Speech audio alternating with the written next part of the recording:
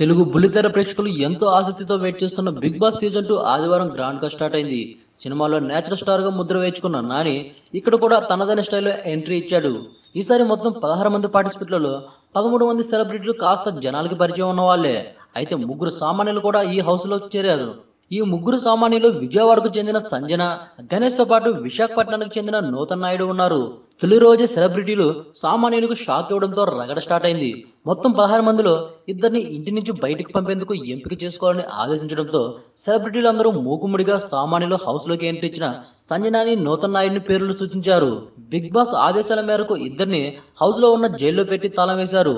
అయితే వీరిలో సోమవారం ఎపిసోడ్ నుంచి ఒకరిని బయటకు విడుదల చేస్తారు.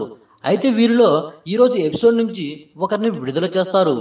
వీరిలో ఎవరు జైలు నుంచి విడుదలవుతారా అన్నది ఆసక్తికరంగా మారింది. ఇక సెలబ్రిటీలు అందరూ తమ పేర్లు సూచించడంతో మోడల్ సంజన ఫైర్ అయింది. సెలబ్రిటీలకు తాము అంత తక్కువగా కనపడ్డామా అని సంజన ఫైర్ అయింది. తొలి రోజే రగడతో స్టార్ట్ అయిన బిగ్ బాస్ 2లో ఇంకెన్ని గొడవలు స్టార్ట్ అవుతాయో చూడాలి. ఏంటండి, వీడియో నచ్చిందా? అయితే ఓ లైక్ వేసుకోండి, లేదంటే ఓ కామెంట్ చేయండి. ఎప్పటికప్పుడు మా వీడియోస్ చూడాలంటే సబ్స్క్రైబ్ చేసుకోండి.